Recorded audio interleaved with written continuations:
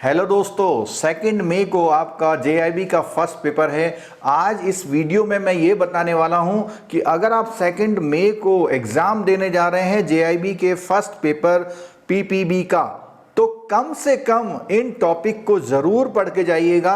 और मैं ये पूरी स्ट्रेटेजी आपके लिए 1 मंथ में जो आपका बचा हुआ है, ऑलमोस्ट 1 मंथ बचा हुआ है, उस 1 मंथ में कौन से टॉपिक ज़रूर पढ़ के जाएं आप, जिसका फायदा आपको पीपीबी में तो मिले और आपके सेकंड या थर्ड पेपर में भी इसका बेनिफिट आपको हो। तो उसको करने के लिए हम क्या करेंगे, हमारे पास जो बुक है उसका जो इंडेक्स है, उस इंडेक्स से हम आपको बताएंगे कि कौन कौन से टॉपिक आपको ज़रूर पढ़ने हैं और वो पढ़ने की क्या टेक्निक आपकी होनी चाहिए। तो इस वीडियो को पूरा देखिएगा और ये गारंटी है, अगर आपने ये वीडियो पूरा दिखा और इसके जो भी हमने आपको सजेशन दिए उसको आपने फॉलो किया, तो आप ज़रूर जब आपका एग्ज़ाम होगा और आप एग्ज़ाम को सबमिट करेंगे तो आपके जो मार्क्स होंगे वो कम से कम 45 प्लस होंगे। क्योंकि 45 वाले भी पास हो सकते हैं किस कंडीशन में, अगर उनका एग्रीगेट 150 होता है और सिंगल अटेम्प्ट में वो तीनों पेपर अटेम्प्ट कर रहे हैं। और सिंगल अटेम्प्ट का मतलब कभी भी फर्स्ट अटेम्प्ट नहीं होता। सिंगल अटेम्प्ट का मतलब है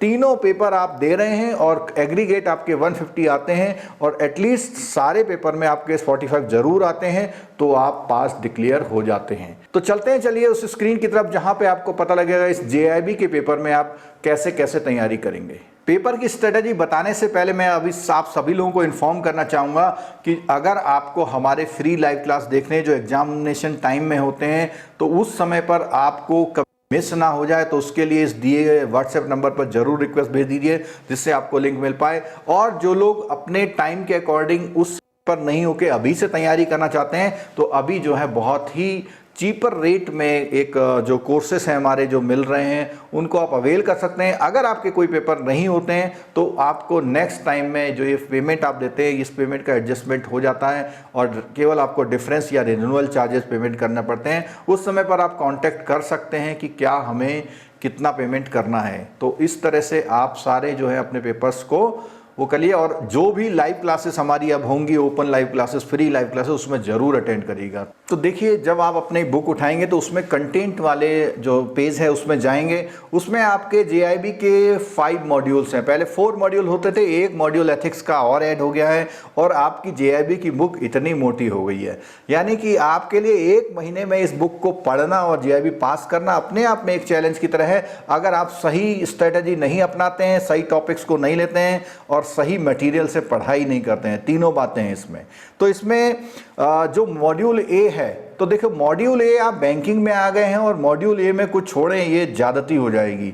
तो मॉड्यूल ए के बारे में मेरा ये कहना है कि मॉड्यूल ए आप जरूर करें, पूरा करें। उसका रीजन कई सारे हैं, उसके रीजन कई सारे ये हैं कि मॉड्यूल ए आपको CAIB में भी मदद करता है। मॉड्यूल ए जैसा कि नाम है इंडियन फाइनेंशियल सिस्टम, इसमें आपका नॉर्मल जो फाइनेंशियल सिस्टम है, RBI है, मनी मार्केट है, कैपिटल मार्केट है, इंश्योरेंस है और सिविल के बारे में इसमें है, बेसिल है, लेटर ऑफ क्रेडिट है और इसके अलावा इसमें रीसेंट डेवलपमेंट के कुछ चैप्टर्स हैं। अब इसमें बताता हूं कि कौन सा चैप्टर आप जरूर करें, क्यों करें, क्योंकि उसके क्या फायदे होंगे ये बताता हूं।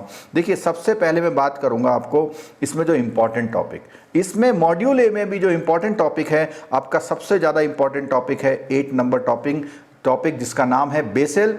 और उसके अलावा जो 7 नंबर है वो भी इंपॉर्टेंट है। और ये दोनों ही टॉपिक आपके जेआईबी के बाद CAIB के अलावा आपके ये जो LRAB है, LRAB में ये वाला टॉपिक आपका LC के नाम से बहुत इंपॉर्टेंट टॉपिक है। वहाँ से 5 to 6 क्वेश्चंस आपको उसमें मिलते हैं, ठीक है। ये क्वेश्चन आपकी जनरल बैंकिंग से हट करके थोड़ा सा एक उसमें दिया गया है, जो इंश्योरेंस और कैपिटल मार्केट और म्यूचुअल फंड है। बहुत बड़ा टॉपिक नहीं है लेकिन इंपॉर्टेंट है, 2 से 3 मार्क्स आपको यहाँ दे देता है। और ये 2 टॉपिक की अगर मैं बात करूं तो 6 to 10 मार्क्स आपको यहां से मिल सकते हैं अगर आप बहुत अच्छी तरह से करते हैं। अलायंस मर्जर का बहुत छोटा टॉपिक है, 1 मार्क्स इसमें से सॉलिड मिल जाता है। सिविल का टॉपिक आपको जो बैंकिंग ओम्बड्समैन और सिविल की बात करें तो ये जो है सिविल के अलावा जो आपका BCSBI का है वो आपको थर्ड पेपर के साथ साथ आपको ये हेल्प करता है सीआईबी में भी, तो ये टॉपिक भी आप जरूर कर लें, इसमें आपको 2 मार्क्स मिल सकते हैं। रीसेंट डेवलपमेंट के लिए मेरा कहना यह है कि आप इसको सरसरी तौर से जरूर देख लें, लेकिन ये टॉपिक उनका अच्छा होता है जो न्यूज़पेपर वगैरह पढ़ते हैं या टीवी में जो है न्यूज़ डेली देखते हैं, फाइनेंशियल और बैंकिंग की न्यूज़ को देखते हैं, उनके लिए ज़्यादा अच्छा रहता है। तो ये रीसेंट तो है, लेकिन अब ये बुक जो है 5 ईयर बैक हो गई, पुरानी हो गई है, तो उसमें कई सारी इंफॉर्मेशन गलत मिल सकती हैं, तो इससे बचने की कोशिश करें। और अगर कोई टॉपिक पढ़ते हैं तो उसमें ये जरूर ध्यान रखें कि आजकल रिसेंट रेट क्या चल रहे हैं, वो जरूर देखें।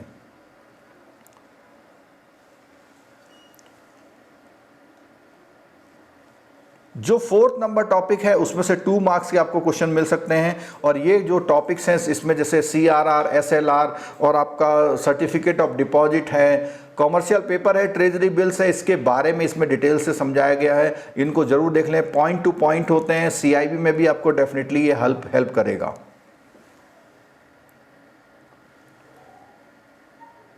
नेक्स्ट जो 2 नंबर टॉपिक है बैंकिंग रेगुलेशन, इसमें से 3 to 4 मार्क्स के क्वेश्चन आते हैं, क्योंकि इसमें RBI के जितने भी प्रोविजंस हैं वो इसमें आते हैं, RBI एक्ट के बारे में, RBI के फंक्शन के बारे में इसमें सारी चीज़ें दी गई हैं।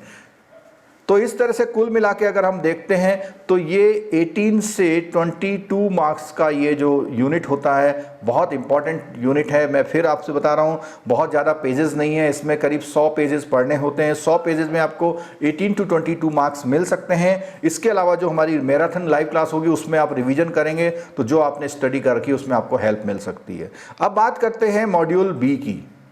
देखिए मॉड्यूल बी में जो शुरू के 2 टॉपिक हैं, ये टॉपिक आपके जो लीगल है LRAB में ये टॉपिक आपके लॉ के अकॉर्डिंग सेट होते हैं, जहाँ पे पेइंग बैंकर की जो रेस्पॉन्सिबिलिटी है, कलेक्टिंग बैंकर है, नेगोशिएबल इंस्ट्रूमेंट एक्ट है, तो उससे थोड़ा सा ये मिल के आ जाता है। जो आपका 14 नंबर यूनिट है ये बिल्कुल प्योरली आपका LRAB में जरूर करें आप इसको। तो ये जो 4 टॉपिक हैं ये इस तरह से LRAB से कनेक्ट हो जाते हैं। अब बात आती है यहाँ पर इंपॉर्टेंट टॉपिक की, तो इंपॉर्टेंट टॉपिक है सबसे प्रायोरिटी में आप इसको जरूर करेंगे। ये 3 मार्क्स तक आपको दे सकता है प्रायोरिटी सेक्टर का। एग्रीकल्चर और माइक्रो इसमें मिला करके करीब 3 to 4 मार्क्स मिल सकते हैं आपको यहाँ पर। Principal of lending and working capital assessment में इसमें आपको न्यूमेरिकल, वर्किंग कैपिटल का न्यूमेरिकल मिल सकता है, 2 मार्क्स आपको यहाँ पर भी मिल सकते हैं। ये बहुत सिंपल टॉपिक हैं 16 और 17 वाले। इन टॉपिक्स में क्या है कि जैसे आपने कितने टाइप के कस्टमर्स होते हैं, उनके लिए क्या ज़रूरी है, अगर आप उनका अकाउंट खोलेंगे तो क्या क्या डॉक्यूमेंट्स मांगेंगे। ईजी टॉपिक है, जो लोग ऑपरेशन में बैठते हैं उनके लिए भी इंपॉर्टेंट होता है। तो इस तरह से अगर हम देखें ये 23 यूनिट तक ये है। उसके बाद जो 24 और उसके बाद की यूनिट है उसमें बहुत इंपॉर्टेंट क्या है, 27 से लेकर के जो 28 2 यूनिट्स हैं, 2 यूनिट सीधे LRAB से कनेक्टेड हैं, इनको ज़रूर करके जाएंगे और इसमें से 4 to 7 मार्क्स के क्वेश्चंस आपको मिल सकते हैं। NPA बहुत इंपॉर्टेंट टॉपिक है, जरूर करके जाएंगे। इस NPA के टॉपिक में करीब 3 मार्क्स के मिल सकते हैं, और अगर न्यूमेरिकल भी आएगा तो 2 मार्क्स का न्यूमेरिकल भी आ सकता है। ठीक, ये छोटे छोटे टॉपिक हैं, अगर आप इस समय स्किप भी कर जाते हैं तो भी आपका काम चल सकता है, क्योंकि आप स्किप करते हैं तो बेसिक चीज़ें आपको पता भी रहती है। लेकिन जिन टॉपिक में मैंने बोल दिया है उन टॉपिक्स को आप ज़रूर करके बहुत अच्छी तरह करके जाइएगा। इस तरह ये टॉपिक भी 18 to 20 मार्क्स को आपको दे सकता है। तो ये मॉड्यूल भी आपको 18 से 20 मार्क्स का दे सकता है। अब बात करते हैं बैंकिंग टेक्नोलॉजी की। देखिए जिनका IT बैकग्राउंड है उनको तो ये टॉपिक बिल्कुल पूरा कर लेना चाहिए, क्योंकि हो सकता है उनके 15 से 18 मार्क्स यहाँ पर मिल जाए। तो ये टॉपिक 15 से 18 में होता है, और इन टॉपिक्स के बहुत छोटे छोटे वीडियोस मैंने बना रखे हैं, जितने में से क्वेश्चंस पूछा जाता है वो है। बाकी आजकल इस टॉपिक की रेलिवेंसी बहुत बढ़ गई है, क्योंकि जहाँ डिजिटल बैंकिंग का वर्ड आ गया है, डिजिटल बैंकिंग ये बैंकिंग टेक्नोलॉजी से कुछ रिलेटेड है, तो उसमें बहुत आपको ध्यान रखने की ज़रूरत है कि क्या क्या चीज़ें होती हैं। और बेसिक इसमें जो पढ़ने की बात है वो है आपका नेटवर्किंग। ये वाला जो टॉपिक है ये बहुत इंपॉर्टेंट टॉपिक है, इसको जरूर करके जाएं। अब बात करते हैं मॉड्यूल डी की। देखिए मॉड्यूल डी मार्केटिंग का है, और इसमें जो लोग एक्सपीरियंस करते हैं वो कहते हैं कि सारा इसी से आ गया। तो सारा तो नहीं आता है, लेकिन ऐसा है 20 से 25 मार्क्स का इसमें से आ जाता है। बहुत अच्छा इंटरेस्टिंग टॉपिक है, करीब 100 पेजेस का ये टॉपिक है। 100 पेजेस में से आपको अगर आप सारी चीज़ें हटा देते हैं तो लगभग 80 पेजेस आपको पढ़ने पड़ते हैं। 80 पेजेस थ्योरेटिकल है, कॉन्सेप्चुअल है, छोटे छोटे टॉपिक हैं, उसमें जितने भी कीवर्ड्स लिखे हुए हैं, ब्लू रंग से हेडिंग लिखे हुए हैं, वो कितने टाइप का होता है, उन क्वेश्चंस को ज़रूर देखें। कॉन्सेप्चुअल वीडियो के लिए हमारे जो वीडियोस अभी यूट्यूब पर अवेलेबल है या जो मोबाइल एप्लीकेशन में पेड वर्जन में, उनको देखें। बहुत सिंपल से तरीके से समझाया गया है और 2 तरह के वीडियोज़ हैं, एक कॉन्सेप्चुअल वीडियो है, एक word to word line to line पढ़ के भी बताया गया है, समझाया गया। दोनों में से जो पसंद है आपको ले। तो ये इंपॉर्टेंट टॉपिक है। इस मॉड्यूल में जो इम्पोर्टेंट है, आप पूरा मार्केटिंग का सिस्टम समझने की कोशिश करें। जो लोग MBA वाले बच्चे हैं वो लोग इस टॉपिक को ज़रूर करें। MBA वाले स्टूडेंट इस टॉपिक को ज़रूर करें, इस मॉड्यूल को ज़रूर करें, क्योंकि इस मॉड्यूल में उनके लिए बहुत कुछ आसान सी चीज़ें हैं। एक बार उनका रिफाइन हो जाएगा, 3-4 साल पहले उन्होंने किया हुआ है, तो उनको यहाँ मदद मिलने वाली है। आइए बात करते हैं नेक्स्ट मॉड्यूल की, जो रिसेंटली ऐड किया है 2-3 साल पहले। और इस टॉपिक से स्टूडेंट्स को बहुत ऐसा लगता है ये पता नहीं इतना टफ मॉड्यूल क्यों जोड़ दिया है। तो इस टफ मॉड्यूल को आसान बनाने के लिए हमारे जो एथिक्स के बेसिक्स लेक्चर है, अगर आप उनको देखने के बाद इस मॉड्यूल को पढ़ते हैं तो सब कुछ बहुत आसानी से समझ में आ जाएगा। और जैसा कि पुराना एक्सपीरियंस है, ये हो सकता है कि स्टूडेंट्स जब एग्ज़ाम देते हैं तो एग्ज़ाम देने में उन्हें लगता है कि सारा ही यहाँ से आ गया था। ऐसा हो तो नहीं सकता, लेकिन मैं इतना कह सकता हूँ कि ये जो मॉड्यूल है आपका, ये 25 से 30 के बार के आसपास का स्कोरिंग कर सकता है। इसमें भी मैं बता दूं आपके, अगर आपने शुरू के 2 यूनिट अच्छी तरह से कर लिए तो आगे आपको कुछ समझ में आ जाएगा कि एथिक्स का रोल हमारे उसमें क्या है। तो ये इस तरह से हमने आपको बता दिया कि पूरा जो हमारा PPB का पेपर है वो किस तरह से तैयारी करें। और अभी उसमें क्या है, ऑफ़र चल रहा है, केवल 599 का ये PPB का पेपर आप लोगों को मिल सकता है एग्ज़ाम तक के लिए। जिन लोगों को एग्ज़ाम से आगे यानी कि पूरे 1 साल या 2 साल की मेंबरशिप लेनी है वो थोड़ा सा कॉस्टली पड़ेगा। तो अभी आप 599 में इस पेपर को सब्सक्राइब करके अपना जो मैंने जितने टॉपिक्स बताए हैं एटलीस्ट उतने टॉपिक ज़रूर पढ़ें, और अगर समय मिलता तो ज़रूर आप उससे ज़्यादा भी टॉपिक पढ़िए। लेकिन जो टॉपिक मैंने LRAB से कनेक्टेड टॉपिक बताए हैं उनको आप मिस मत करिएगा, क्योंकि अगर आप उनको मिस करते हैं तो डेफिनेटली फिर आपके साथ प्रॉब्लम होने वाली है। तो आप इसी तरह से इस टॉपिक की तैयारी कीजिए। तो दोस्तों, जो ये मैंने आपको एक्सप्लेन किया है पेपर के बारे में, अगर आप उसको बिल्कुल फॉलो करते हैं और आप सक्सेस ज़रूर होंगे, ये मेरी गारंटी है।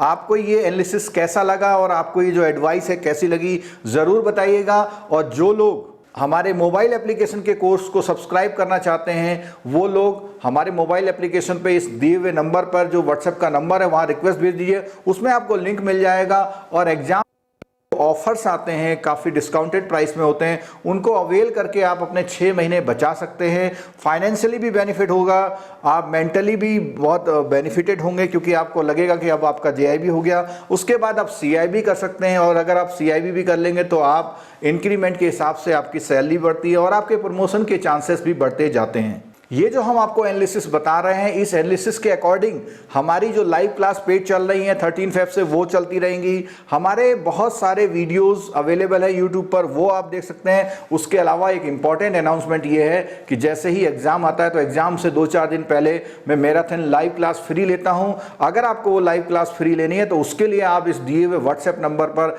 अपनी रिक्वेस्ट अभी से भेजना शुरू कर दीजिए, क्योंकि वो अगर आप टाइम से लिंक नहीं लेंगे तो आप डिले हो जाएंगे, और लाइव क्लास का जो टाइम पूरा हो जाता है उसके बाद वो क्लास ऑफ हो जाती है। तो वो आपको जरूरी है कि लाइव क्लास में ही वो उस क्लास को आप अटेंड करेंगे तो ही उसका बेनिफिट मिल सकता है। ये आप जो जिन्होंने JIB कर लिया है और CIB में आ गए हैं, अपने उन फ्रेंड से फीडबैक ले सकते हैं कि हमारी जो मैराथन क्लास होती है उनसे उनको क्या फायदा मिलता है।